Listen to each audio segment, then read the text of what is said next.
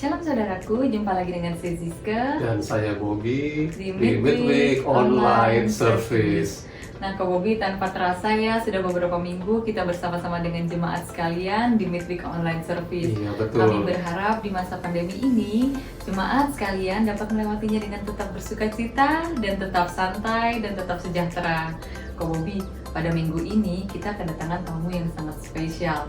Kalau beberapa minggu lalu kita pernah ditemani oleh Bapak Yohanes Kristianus dari Tangan Pengharapan, minggu ini kita akan ditemani oleh Ibu Heni Kristianus yang juga dari Tangan Pengharapan. Nah, Kak Bobby, kira-kira apa nih tema kita pada minggu ini? Baik Siske, tema kita dalam minggu kali ini yaitu penghargaan dari manusia. Saya pikir hal ini sangat erat kaitannya apalagi di dalam hubungan kita di marketplace loh, Siske. Oh, jadi di dunia marketplace ya Kak Bobby ya? Iya, betul. Bukan hanya di gereja saja atau di keluarga saja kita harus menjadi saksi, tetapi kita juga tetap harus menjadi saksi di dunia marketplace, yaitu di bidang pekerjaan kita. Betul. Ya Kak Bobby. Baiklah, tanpa berpanjang-panjang lagi, kita langsung saja persilahkan Ibu Heni Kristianus di Midweek Online Service. Hari ini saya akan menyampaikan firman Tuhan tentang penghargaan dari manusia. Tapi sebelumnya mari kita berdoa bersama-sama, persiapkan hati kita untuk diberkati dengan firman Tuhan. Mari kita berdoa. Bapa, kami mengucap syukur buat anugerah-Mu. Terima kasih Tuhan.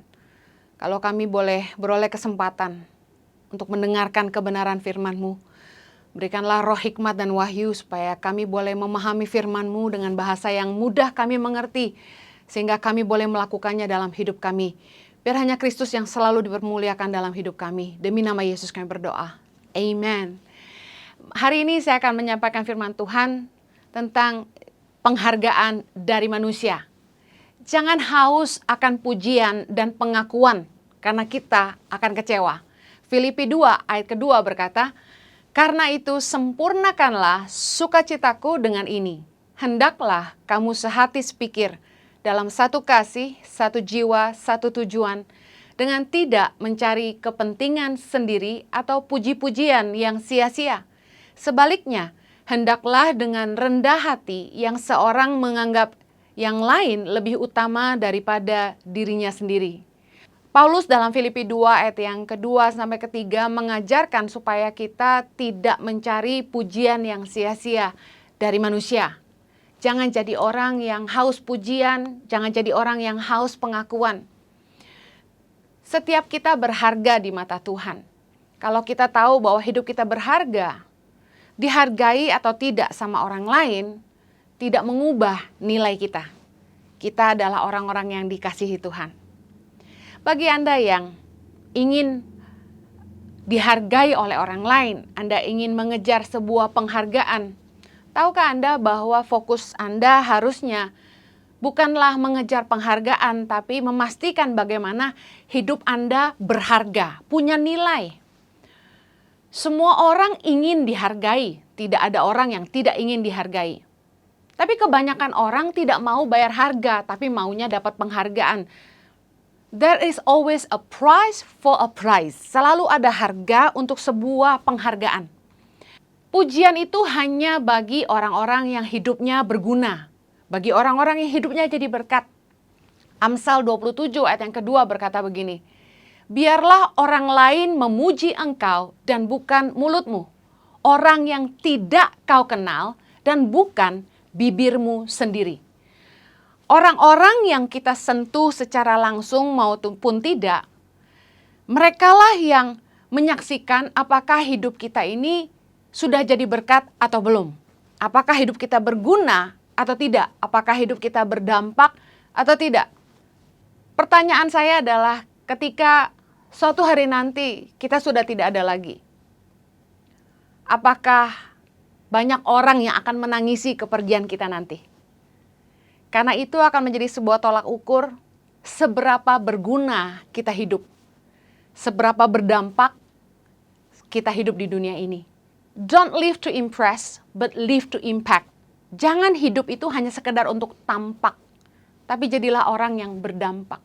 Kalau Anda ingin dihargai oleh orang lain, Anda ingin dihargai oleh atasanmu, Anda ingin dihargai oleh orang-orang di sekelilingmu, jadilah orang yang berguna. Jadilah orang yang berharga, yang hidupnya bermanfaat bagi orang banyak. Kebanyakan orang hanya mengejar penghargaan, tapi banyak orang yang tidak mengerti bagaimana mengejar nilai sehingga hidupnya jadi berguna, jadi berdampak, dan jadi berharga bagi banyak orang.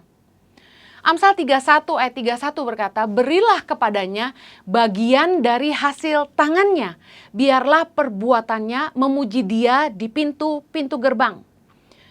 Saya percaya bahwa hidup ini bukan hanya untuk kaya, tapi untuk berkarya. Kalau kita ingin kita dipuji sama orang-orang yang bahkan tidak mengenal kita, kita ingin kita dihargai oleh orang-orang yang ada di sekitar kita, pastikan hidup kita berguna bagi mereka. Jangan hanya sekedar mengejar kekayaan, tapi pastikan kita berkarya nyata di tengah-tengah kehidupan kita. Percuma kaya kalau kita nggak berguna. Saya ingin mengupas tentang orang-orang Farisi yang dikecam oleh Yesus. Ada 3 kecaman Yesus atas kemunafikan orang Farisi. Yang pertama, orang Farisi mengajarkan tapi tidak melakukan. Matius 23. Judul perikopnya adalah Yesus mengecam ahli-ahli Taurat dan orang-orang Farisi. Matius 23 ayat yang kedua berkata begini. Ahli-ahli Taurat dan orang-orang Farisi telah menduduki kursi Musa. Ayat yang ketiga. Sebab itu turutilah dan lakukanlah segala sesuatu yang mereka ajarkan kepadamu. Tetapi janganlah kamu turuti perbuatan-perbuatan mereka, karena mereka mengajarkannya tapi tidak melakukannya. Yesus mengajarkan kepada kita dalam ayat ini, agar kita melakukan firman Tuhan seperti yang diajarkan oleh hamba-hamba Tuhan. Kita harus melakukan kebenaran, tapi jangan menuruti perbuatan-perbuatan beberapa orang yang membuat kita kecewa.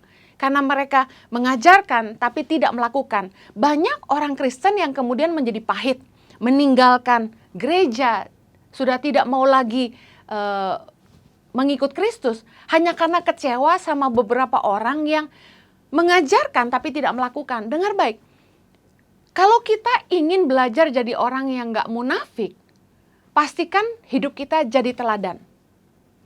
Yesus pernah berkata tentang barang siapa ingin menjadi besar, yang terbesar, ia harus jadi pelayan. Saya belajar dari firman ini bahwa ketenaran dan jabatan memiliki tanggung jawab atas hidup banyak orang. Ketika kita ingin jadi yang terbesar, paling dikenal, punya jabatan yang tinggi, tahukah Anda ada sebuah tanggung jawab yang mengikuti bahwa kita bertanggung jawab atas hidup orang banyak. Nah, kalau kita nggak mau jadi orang yang munafik, pastikan ketika kita dipercayakan dengan sebuah jabatan, ketika kita dipercayakan dengan sebuah ketenaran, nama besar, hidup kita harus jadi teladan. Matius 20 ayat 26 bilang gini, tidaklah demikian di antara kamu, barang siapa ingin menjadi besar di antara kamu, hendaklah ia menjadi pelayanmu. Ayat ke-27, dan barang siapa ingin menjadi terkemuka di antara kamu, hendaklah ia menjadi hambamu. 2 ayat ini bicara soal ingin menjadi besar di antara banyak orang. Berarti memiliki jabatan, pengaruh yang cukup besar. Barang siapa ingin menjadi terkemuka, bicara soal ketenaran. Dikatakan firman Tuhan, harus menjadi pelayan, harus menjadi hamba atas semua. Yang artinya gini, ketika Tuhan memberikan kepercayaan yang besar untuk memperoleh sebuah ketenaran atau jabatan, bahkan kekayaan, kita harus sadar bahwa ada tanggung jawab yang besar yang mengikuti itu. Bahwa kemudian kita harus jadi hamba, jadi pelayan, serving many interests. Kita harus memastikan hidup kita jadi teladan buat orang-orang yang mengikuti kita. Pastikan kita mengerjakan tanggung jawab kita, karena itu menyangkut nasib hidup orang banyak. Banyak orang yang punya jabatan, ketenaran, dan kekayaan tidak sadar bahwa dia harus bisa dipercaya. Orang-orang yang dipercaya lebih, dituntut lebih. Lukas 12 ayat 48b berkata, setiap orang yang kepadanya banyak diberi, daripadanya akan banyak dituntut. Dan kepada siapa yang banyak dipercayakan, daripadanya akan lebih banyak lagi dituntut. Banyak orang yang ingin dihargai, diberi gaji yang lebih, diberi posisi yang tinggi. Tapi banyak orang yang gak mau bayar harga untuk ada di posisi itu. Orang-orang yang digaji lebih akan dituntut lebih. Tapi banyak orang yang meninggalkan sisi tanggung jawab, tapi menginginkan kepercayaan yang lebih. Yesus mengecam orang Farisi karena mereka mengajarkan tapi tidak melakukan. Sekali lagi kita belajar bagaimana kita tidak jadi orang yang munafik supaya Yesus tidak mengecam kita adalah memastikan bahwa kita nggak hanya pintar ngomong aja, tapi kita harus menghidupi apa yang kita bicarakan. Peringatan bagi para pengajar, bagi para pengkhotbah seperti saya, bahwa memastikan jangan cuma ngomong aja, jangan cuma pintar ngajar aja, tapi pastikan kita harus melakukan. Beberapa komen di YouTube bilang gini, Anda yang khotbah sudah melakukan belum? Sebuah peringatan. Karena firman Tuhan berkata dalam 1 Korintus 9 ayat 27, tetapi aku melatih tubuhku dan menguasainya seluruhnya, supaya sesudah memberitakan Injil kepada orang lain, jangan aku sendiri ditolak. Mengerikan banget bagi seorang hamba Tuhan. Ini yang selalu saya ingatkan kepada diri saya sendiri. Jangan sampai saya khotbah sesuatu yang saya nggak hidupi. Karena sia-sia ngajar orang lain, diri sendiri nggak selamat. 1 Korintus 9 ayat 27 bilang, supaya jangan sesudah memberitakan Injil kepada orang lain, jangan aku sendiri ditolak. Lebih baik nggak pelayanan tapi selamat. Sebuah peringatan. Jangan sampai kita ngajarin orang tapi kita sendiri nggak melakukan. Makanya saya malas bikin khotbah yang terlalu sulit, terlalu jelimet. Karena saya ingin belajar mengajarkan apa yang saya sudah hidupi. Mungkin Anda belum baca Alkitab, satu Alkitab habis. Tapi saya mau katakan gini, mungkin Anda cuma tahu 1-2 ayat. Enggak apa-apa, tapi Anda harus sungguh-sungguh menghidupinya. Percuma tahu banyak tapi tidak melakukan. Sebuah peringatan buat kita. Yesus mengecam orang Farisi karena kemunafikan mereka. Kenapa mereka munafik? Karena mereka mengajarkan tapi tidak melakukan. Bagi Anda yang dipercayakan Tuhan dengan ketenaran dan jabatan, jadi pemimpin, Anda dipercayakan Tuhan dengan kekayaan, pastikan Anda tidak hanya memerintah orang-orang di bawah Anda tidak hanya mengajarkan kepada orang-orang di bawah Anda, tapi Anda melakukan apa yang Anda ajarkan. Dan dengar baik, orang-orang yang tenar, orang-orang yang punya jabatan biasanya punya followers yang banyak di sosial media. Saya ingin encourage setiap Anda untuk menggunakan pengaruh Anda untuk hal-hal yang positif. Menggunakan pengaruh Anda untuk hal-hal yang baik. Mengarahkan para followers Anda untuk hidup lebih baik. Mengajarkan hal-hal yang membuat hidup mereka lebih berguna. Sayangnya banyak orang menggunakan sosial media untuk menebarkan hal-hal yang negatif, isu-isu hoax, isu-isu yang kurang baik, bahkan memberikan influence yang kurang positif, seperti patah hati, bunuh diri, dan sebagainya. Dengar baik, pakailah pengaruhmu untuk hal-hal yang positif. Karena suatu hari nanti setiap kita harus mempertanggungjawabkan kepada Tuhan. Yang kedua, kecaman Yesus atas kemunafikan orang Farisi adalah mereka melakukan apapun untuk dilihat orang. Matius 23 ayat yang kelima berkata begini, semua pekerjaan yang mereka lakukan hanya dimaksud supaya dilihat orang. Mereka memakai tali sembayang yang lebar dan jubah yang panjang. Dengar baik, orang Farisi dikecam sama Yesus karena mereka melakukan semua pekerjaan hanya supaya dilihat orang. Hati-hati, jangan cari pujian dari orang, jangan cari penghargaan, jangan haus pengakuan.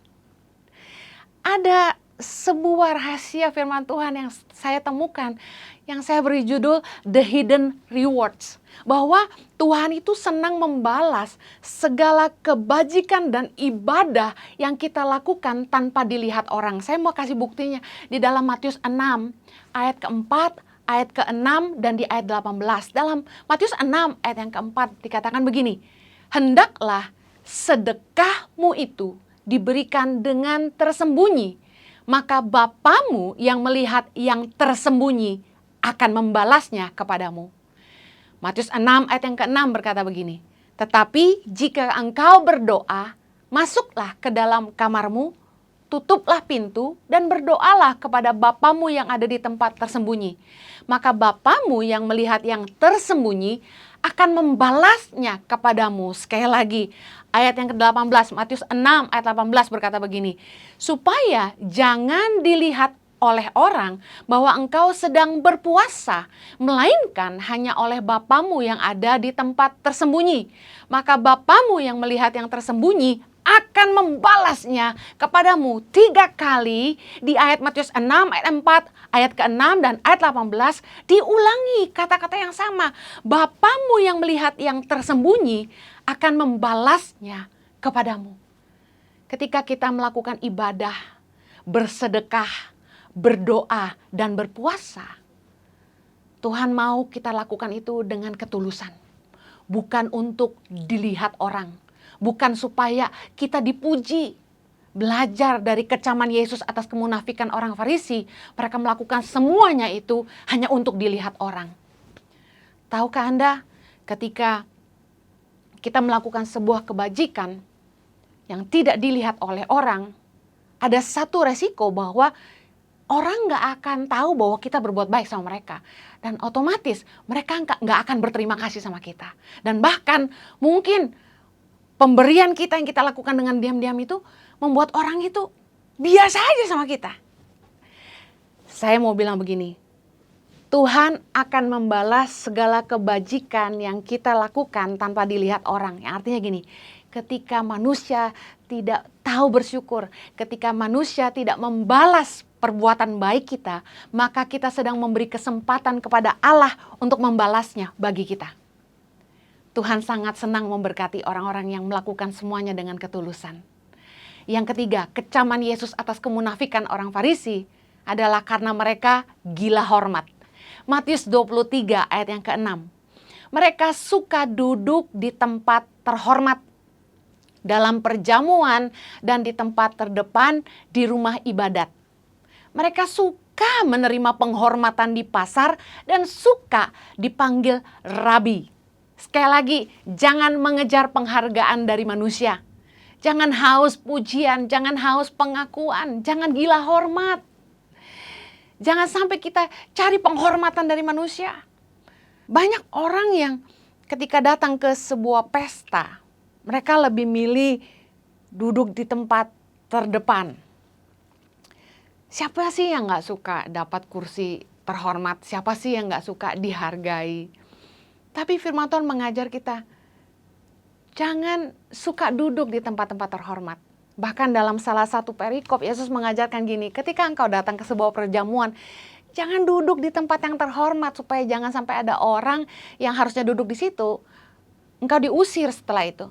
Lebih baik kita duduk di belakang, kalaupun tuan rumah menganggap kita layak duduk paling depan, biarlah mereka yang mengundang kita untuk pindah ke depan. Nah biasanya kalau saya datang ke sebuah gereja, kalau saya nggak persilakan duduk di depan, saya selalu cari tempat duduk di belakang. Artinya gini, kita harus belajar rendah hati. Jangan merasa karena kita yang dikenal, kita yang harusnya diberi tempat duduk paling depan, kan kita punya jabatan, kan kita yang nyumbang di sini, kita yang nabur di sini. Dengar baik, jangan tinggi hati. Amsal 27 ayat 1 bilang gini, janganlah memuji diri karena esok hari, karena engkau tidak tahu apa yang akan terjadi hari itu. Belajarlah rendah hati, biarlah hanya Tuhan yang ditinggikan dalam hidup kita. Satu hari saya datang ke Halmahera untuk meresmikan gedung sekolah yang Tangan Pengharapan bangun untuk anak-anak di Kau Barat. kebetulan ada teman di sana juga yang membantu untuk mengarrange semuanya. Kursi depan diduduki oleh para pejabat yang diundang datang untuk meresmikan waktu itu gubernur. Saya lupa tahun berapa. Terkejut kami karena gubernur membawa pasukannya, lalu semua berebutan duduk di depan, dan alhasil saya yang tuan rumah duduk di belakang. Tapi saya tidak marah sama sekali, saya tetap duduk di belakang aja. Saya bisa melihat bahwa firman Tuhan ini benar, bahwa orang itu lebih suka duduk paling depan. Orang tuh suka duduk di tempat yang terhormat. Semua orang pengen dihormati, pengen dihargai. Tapi izinkan saya untuk menutup khotbah ini dengan bilang gini, kejarlah pujian dari Tuhan, bukan dari manusia. Apalah artinya pujian dari manusia? Ketika kita berbuat baik sama orang dan mereka cuma bilang gini, terima kasih banyak, Tuhan memberkati. Terima kasih loh, kamu baik banget. Thank you banget loh, kamu sangat murah hati. Saya mau bilang, cuma segitu aja. Tapi kalau manusia nggak balas kebaikan kita, kalau manusia nggak tahu berterima kasih, kalau manusia nggak balas semua kebaikan yang kita kasih sama mereka, jangan kecewa. Bahkan kalau mereka nggak muji kita, jangan kecewa. Karena apa yang manusia nggak balas, itu bagian Tuhan yang membalasnya. 1 Korintus 10 ayat 18 bilang begini, sebab bukan orang yang memuji diri yang tahan uji, melainkan orang yang dipuji Tuhan. Jangan cari pujian dari manusia. Jangan cari penghargaan dari manusia. Carilah pujian dari Tuhan. Karena itu jauh lebih berharga. Pada akhirnya yang akan menilai hidup kita adalah Tuhan dan bukan manusia. Saya berdoa agar setiap kita, fokus kita bukan cari penghargaan, tapi memastikan hidup kita punya nilai. Hidup kita berharga dan hidup kita berdampak, berguna buat hidup orang banyak. Biarlah karya-karya kita yang lebih bercerita dan bukan mulut kita sendiri. Tuhan berkati, mari kita berdoa. Bapa, terima kasih, biar kiranya anugerah-Mu menolong setiap kami Tuhan. Supaya kami nggak jadi orang yang gila hormat, nggak jadi orang-orang munafik yang cuma melakukan segala sesuatu untuk dilihat orang. Nggak cari puji-pujian yang sia-sia dari manusia Tuhan. Biarlah kami senantiasa fokus hidup kami hanya melakukan apa yang Tuhan percayakan dalam hidup kami. Biarlah kiranya Engkau berkenan Tuhan, dan kami percaya lebih penting pujian dari Tuhan daripada manusia. Pada akhir ujung hidup kami Tuhan, biarlah kiranya semua yang kami kerjakan ini boleh berkenan di hadapan Tuhan, dan kami boleh mendapat pujian di mana kami akan bertemu dengan Tuhan, muka dengan muka. Terima kasih Tuhan, ajar kami untuk terus hidup dalam ketulusan. Di dalam nama Yesus kami berdoa. Amen.